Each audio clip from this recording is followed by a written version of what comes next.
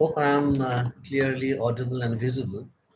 Now, this is going to be my first lecture live on YouTube, and this lecture will be on a very interesting topic that is included in the undergraduate syllabus of botany.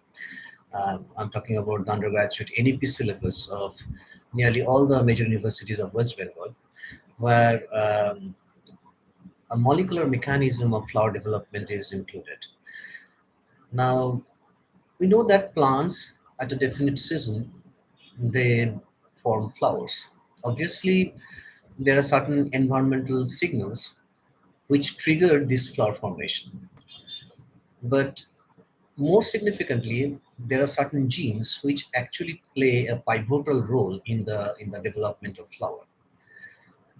Because isn't it interesting that just before the formation of flower, the entire plant body was vegetative. So, what are the factors, what are the causes that trigger this transformation of the vegetative meristem to a reproductive meristem? So, this transformation of the vegetative meristem to reproductive meristem, ultimately leading to the formation of flower, is due to the activity of certain environmental factors and obviously the activity of certain genes. So we'll focus on the influence or the activity of the genes behind this formation of flower, and the formation of the flower will be discussed today on the basis of a popular model named as the ABC model. ABC model is the most accepted model and a very simple model which explains best the formation of flower, and it shows the genetic basis of the flower formation or the molecular basis of flower formation. Though the ABC model has now been updated, but we'll stick to the basic ABC model because that is what is included in our syllabus. And uh, with the aid of very simple diagram, I will explain it for your better understanding. So before that, I have to share my screen. Uh, Hope the screen is visible now. Now, so I'm starting my presentation with the help of the first slide, which explains the basis of flower formation, the molecular basis of flower formation in the light of ABC model. I hope you can see my slides. Now, I will skip what are the things that are mentioned in the slide. What are the things that are written in the slide? I will straight away move to the diagram where you focus on my mouse. So this is the concentric arrangement of different floral members. The outermost roll is the calyx. The individual unit of the calyx is known as the sepal. The second roll, you know it well, it is called corolla, and the individual unit of the corolla is called petal. And the innermost two roles are the reproductive roles. The first reproductive role is the androecium, which is the male reproductive role. The individual unit of the androecium is called the stem, and the central role is the female reproductive role or the female reproductive organ named as the gynoecium, the individual unit of which is known as the carpel. So innermost two roles are the reproductive rows or the reproductive organ of the flower. The outermost two roles are the accessory roles because they are concerned with the protection of the innermost two roll, and also these petals, as they are colored, they attract insects for the pollination. So outermost two roles perform certain ancillary function. That is why they are called ancillary roles or the accessory roles. But the innermost two roles are the reproductive roles, named as androecium and the gynoecium respectively. Now, how does these reproductive roles develop? So there are certain genes which regulate the formation of the individual role, and these roles are developed at their individual position. So these genes are important because these genes specify the development of the individual roles, and also they specify the development of the individual role in their precise position. As the model suggests, the name of the model is ABC model. So there are three classes of genes: class A gene, class B genes, and class C genes, which all together are playing pivotal role in the formation of the individual floral members in their precise location. Now, all these genes, as they are specifying the floral members, that is why they are called the floral organ identity genes. Though there are certain other genes which are also essential in this regard. There are floral meristem identity gene, floral cadastral gene. So these are other genes which also have their roles to play in the development of the floral organ. But we have to stick to this ABC model, which explains the role of the three classes of genes: class A genes, class B genes, and class C genes, which altogether are named as the floral organ identity genes. And these floral organ identity genes specify the individual floral member in their specified location. Now, just follow my mouse. Let us concentrate on this picture. Now, class A genes, as this diagram suggests, the class A genes are expressed in the two different roles. Class A gene alone can specify the first role, that means it can specify the formation of sepal. Class A gene along with the class B gene can specify the formation of petals. So class A gene is expressed in both the roles, both the outermost roles, calyx and corolla. Alone class A gene specifies the development of sepal, the outermost role. A gene, along with the class B genes, specify the development of the second role, that is the corolla. So, from this picture, we can understand that class A genes can be expressed in both the roles, role 1 as well as role 2. Now, there comes the class B gene, which is another floral organ identity gene. Uh, Class B gene along with the class C gene, it can specify together the third role. That means both B and C genes are responsible for the formation of stamen. And as the picture suggests, the class C gene alone can specify the formation of the innermost or the central role, which is the carpel. So class C gene is also expressed in the innermost two roles, the reproductive roles in both androecium and gynoecium. The class C gene has something to play regarding their development. So class C genes are also expressed in the innermost two roles. Class C gene along with the class B gene can specify the formation of the third role, which is the male reproductive organ or the stamen. And alone, class C gene can specify the formation of carpel. So this is a very basic concept. This picture actually explains the function of the individual classes of genes, where we can understand that the class A gene are expressed in both the outer roles, and class C genes are expressed in both the inner roles, and B genes are expressed from corolla to androecium. So B genes can play their role in the formation of both petal and the androecium. B gene along with the A gene can specify the formation of corolla or the petal, and B genes along with the C genes can specify the formation of androecium or the stamen, and alone class A gene can specify the formation of the outermost role or the calyx or the individual units called sepal, and alone class C genes can specify the formation of the innermost or the central reproductive role called the carpel. So this is the basic concept. There are three classes of genes: class A gene, class B gene, and class C gene. And in this regard, you have to keep in mind that class A genes and class C genes are antagonistic to each other, because there is no overlapping of the class A gene and class C genes. So the domain where the A genes are expressed, the C genes are not expressed in the domain where the A genes are expressed. Likewise, the domain where the C genes are expressed, the A genes are not being expressed. So they have a definite boundary.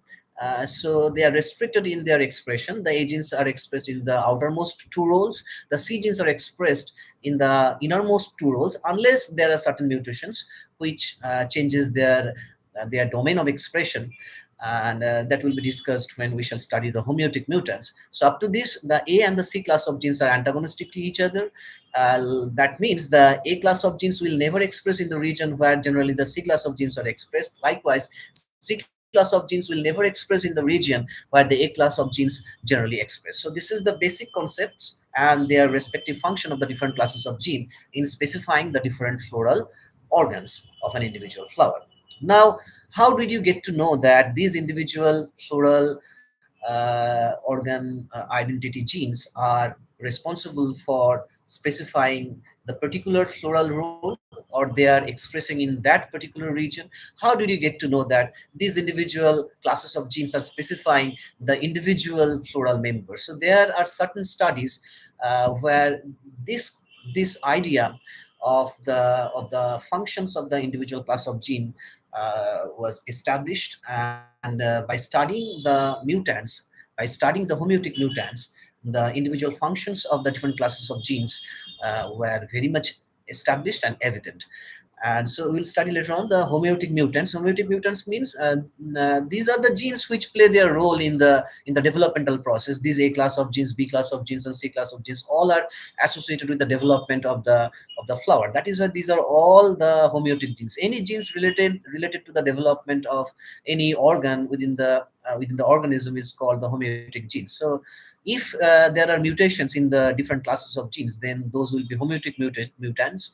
And by studying those homeotic mutants, this concept of the functions of the individual classes of gene was very much proven.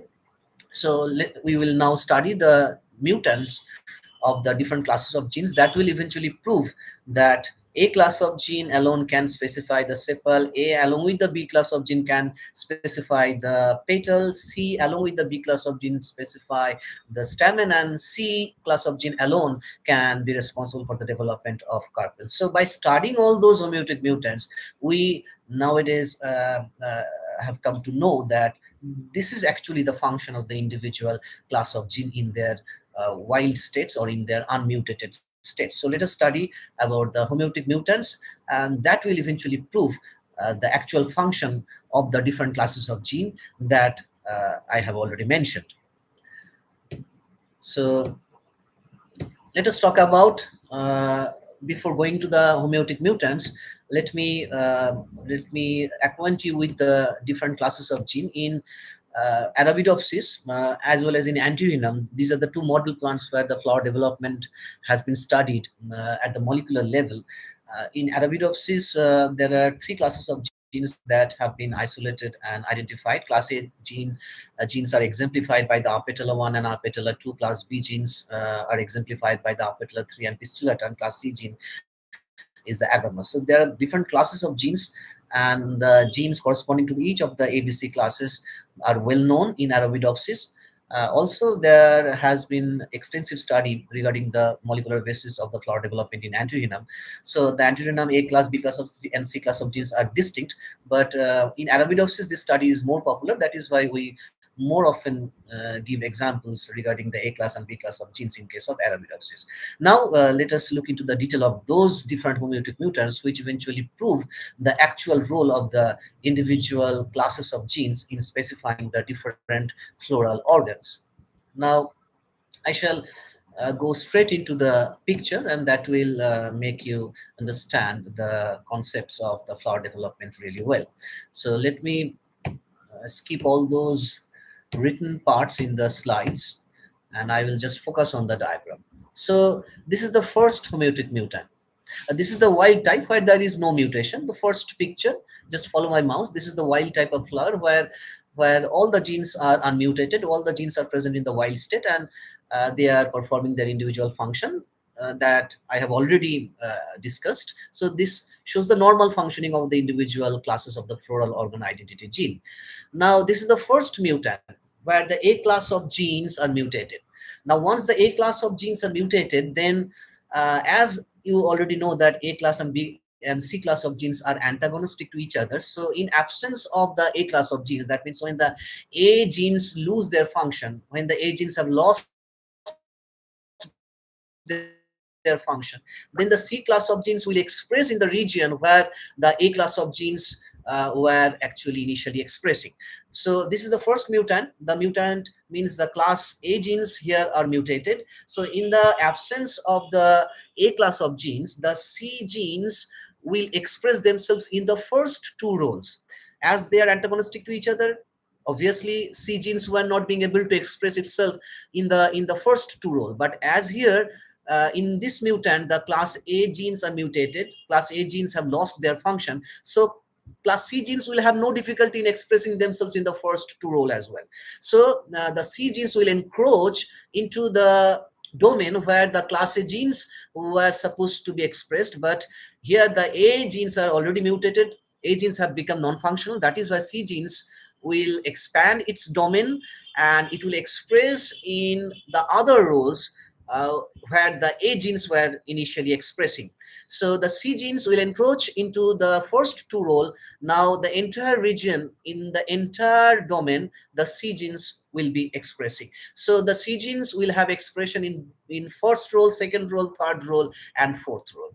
Now let us see what will be the consequence. So when A class of genes are mutated, then in the first role the C genes will be expressing. So alone the C genes, we know that alone the C genes can specify the carpel. So in place of the sepal or in place of the calyx, carpels will be developed. Now B and C, along with B and C or together B and C, they specify in normal cases they specify the stamen. So here they will develop the stamen. Now just follow my mouse.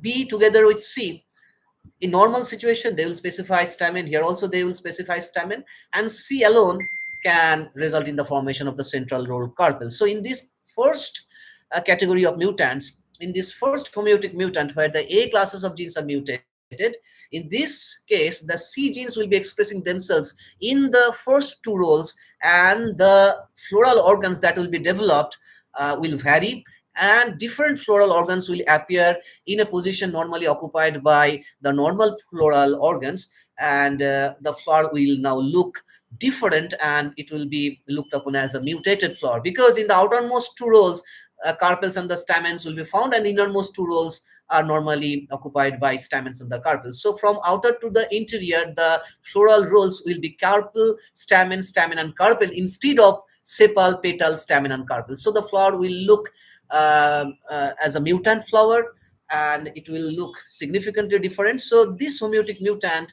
proves the fact that C class of gene can express itself in the first two role in the absence of the A class of gene. Normally when the A class of genes are expressed, normal flower development occurs. The outermost two roles will be normally formed, and the normal position there will be calyx. The corolla will form in its normal position.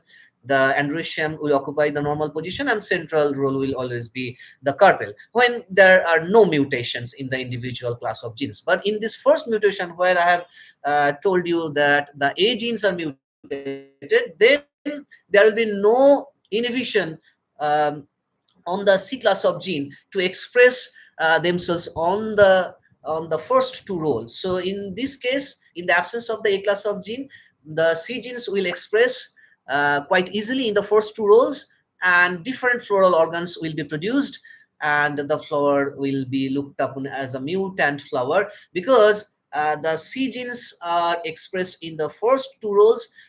And in case of normal situation, we know that C genes alone can specify the carpel.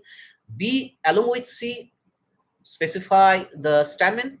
In normal cases, B along with C can specify stamen as well, and alone C class of genes specify the carpel. So from outer to the interior, the floral roles will be carpel, stamen and carpel. So the homeotic mutant in this first category results in the formation of a distinct and distinctly different flower, a mutant flower. Now let us talk about this second class of mutant where the B genes have been mutated.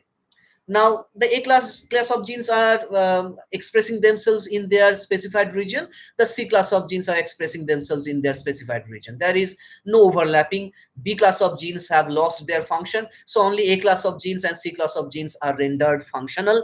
And A class of genes, you know that they express themselves in the first two roles, and C class of genes, they express themselves in the innermost two roles. Now as there are no functional B class of genes, so in the first two roles the A class of genes will express themselves alone, and in the innermost two rows, the C class of genes will express themselves alone. So what will be the product when the A class of genes express themselves alone? A class of genes, when express themselves alone, they result in the formation of only the sepals. So in the first two rows, there will be only sepals. Likewise, when the C class of genes express themselves alone, then they will result in the formation of only the female reproductive organ or the carpel. So the central two rows or the innermost two reproductive rows will be forming the carpels. So in that case, in the absence of the B class of gene, or in this particular homeotic mutant where the B class of genes are mutated, the flower will show the development of a sepal as the outermost role. Again, there will be development of sepals in the second role. There will be development of carpel in the third role in place of androecium, and there will be normally carpel development in the central role. So here in case of B class of mutant, different floral organs are developed in a position normally occupied by the normal floral part. So this shows a mutant flower as well. Now let us look into the third mutant, where the C class of genes are now mutated.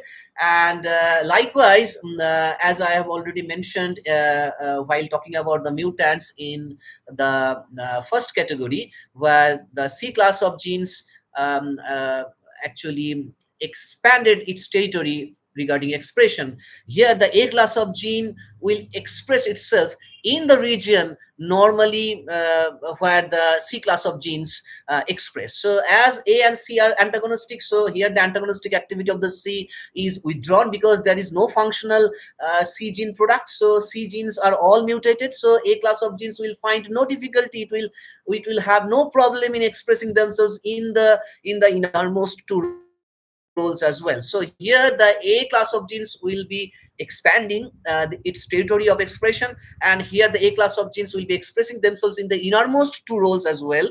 And now look into the derivatives, or look into the development of the floral parts. Now A class of gene alone result in the formation of sepal. Normally, you know that A along with the B together, they are responsible for the formation of the petal. This is the normal case. Now here also B and A are expressed together, and it will lead to the formation of again petal in the place normally occupied by the androecium.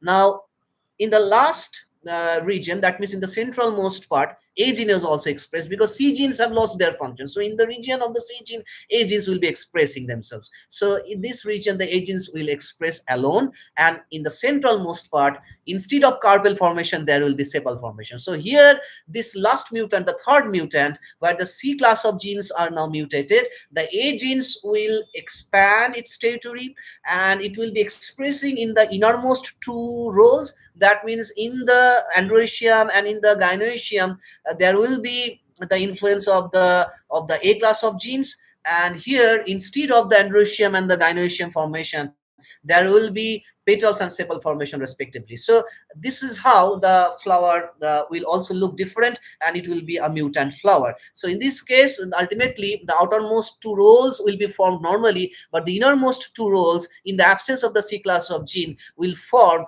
again petal and sepal. So this is another mutant flower. So this is how we can prove that the normal functioning of the individual classes of genes that I have already mentioned. So by studying these homeotic mutants, by studying the effect of these different mutations, and by observing the structure of the different mutant flower after mutating the different classes of gene, we can now prove that the A class of gene alone can specify the sepal. A along with the B, just look into the first picture, the A along with the B specifies the second role formation, that means the petal formation. The B along with the C together, they specify the stamen formation, and alone C specifies the formation of the carpel. So this is known. How we get to know that? We have come to know that because of the study of these homeotic mutants. By studying these homeotic mutants, the normal activity of the different classes of the floral organ identity genes were established. Now we can claim that the A class of genes normally produces the sepal alone. The B along with the A normally produce the second roll or the petal. C along with the B normally produce the stamen, and alone C class of genes normally produce carpel. So this was how the individual role of the different classes of genes were proven by studying the different mutants. Class A mutants where the C genes are expanding their territory, class C mutants where A genes are expanding their territory, and in case of B mutant or B gene homeotic mutants, where A genes are restricted in their expression, and also C genes are also restricted in their expression, and normally they're expressing in their normal domain, resulting in the formation of sepal, carpel, and carpel. So by studying all these homeotic mutants, the individual role, the actual role of the different classes of genes were proven, and this is the best model explaining the molecular basis of the flower development. And in case of when all the classes of genes are mutated, suppose all the three classes of genes are mutated, class A genes, class B genes, and class C genes, all are mutated, then only it will lead to the leafy bracts formation. So there will be either sepal formation or there will be leafy bract formation in place of the individual floral organ, when there are mutations in all the three different classes of floral organ identity gene. So when all the floral organ identity genes, that mean class A gene, class B genes, and even the class C genes are all mutated, then the flower will be looked upon as a leafy structure. In place of individual floral organ, there will be either the bracts or even there will be leafy sepal formation. So these homeotic studies, these homeotic mutant studies eventually proved the fact that class A gene alone specifies the sepal formation, class A gene along with the class B genes normally specify the petal formation, that means the second roll formation. The class B gene along with the class C gene specify the formation of stamen, that means the third roll or the first reproductive roll, and alone the class C gene is responsible for the formation of the central reproductive role or the gynoecium or the carpel. So with this I come to an end of today's lecture. We shall be discussing another important topic in the upcoming few classes. And if you have any queries regarding this particular lecture, you can comment in the comment box. I shall be happy to answer. Hope you have enjoyed watching.